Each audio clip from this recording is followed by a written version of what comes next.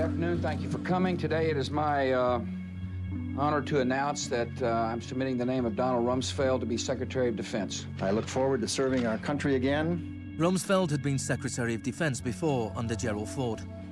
Then, the enemy we were supposed to fear was the Soviet Union. I'm not saying with certainty that the Russians are coming. I'm saying the trends are here. I'm not saying the Russians are 10 feet tall. I'm saying they used to be 5'3". They're now 5'9½", and they're growing. Now there was a new enemy closer to home. On September the 10th, 2001, Rumsfeld made a speech laying out his plans to privatize much of the US military. Milton Friedman would have been proud. He said, "The topic today is an adversary that poses a serious threat to the security of the United States of America. This adversary is one of the world's last bastions of central planning.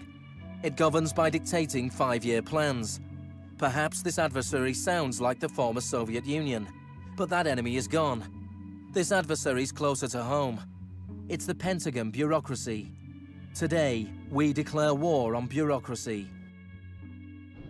The next day, American Airlines Flight 77 crashed into the Pentagon, killing 184 people.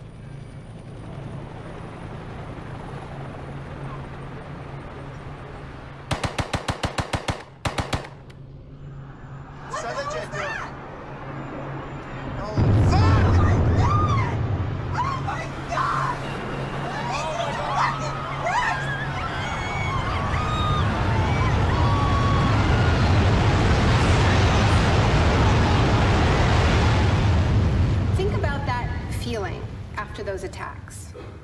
Who are these people? Where did they come from? Why do they hate us?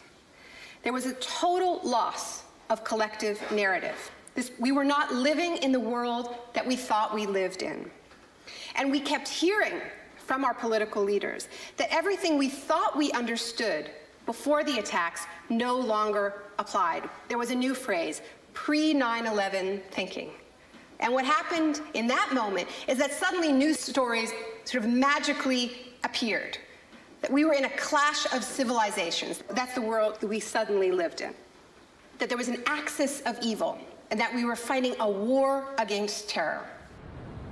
This abstract, unwinnable war has had huge economic consequences. Before 2001, Homeland Security barely registered as an industry. Today, it is bigger than Hollywood and the music industry combined.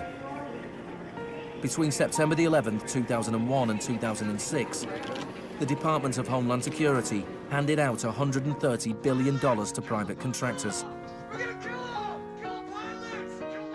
This is the disaster capitalism complex, a new economy built on fear. This will be a monumental struggle of good versus evil. The best defense against terror is a global offensive against terror, wherever it might be found. The first phase of this war was the bombing of Afghanistan.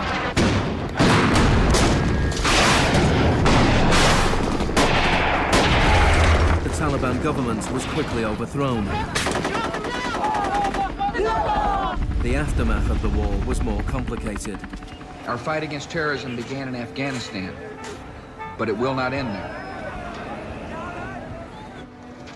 We're primarily looking at detainees that we can use for collecting intelligence.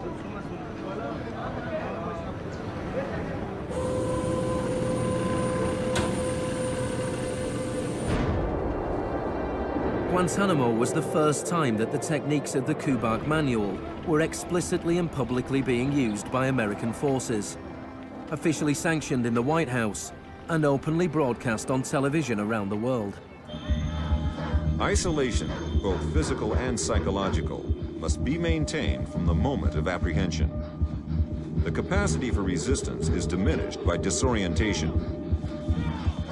Prisoners should maintain silence at all times. They should never be allowed to speak to each other. 3 of the prisoners were Asif Iqbal, Ruhal Ahmed and Shafiq Rasool from Tipton in England. They spent more than 2 years in Guantanamo before being released without charge. Mentally, yeah, you couldn't speak to nobody, you couldn't do nothing, you couldn't stand up. And just sitting there, you'd be in your thoughts all the time thinking, what the hell's going on? Where the hell am I? Are we going to be staying here for the rest of our lives? Are we going to be going back home? Will we ever see our family again? Of the 779 prisoners that have been held in Guantanamo Bay, only 3 have ever been convicted of any offense.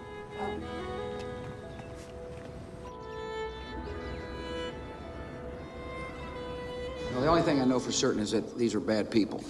It was a message to the whole world, and the message was clear. It was, this is what happens to you if you get in our way.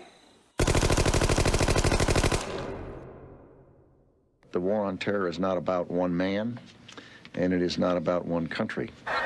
There were many justifications given for the invasion of Iraq. But if the US had really wanted to attack a country where the leaders of Al-Qaeda were thought to be hiding, which had nuclear weapons and was selling nuclear technology to other countries, then Pakistan would have been the obvious choice. It had close connections to the Taliban and was being run by a military dictator. Instead, George Bush chose to target Iraq, a country with the 3rd largest oil reserves in the world.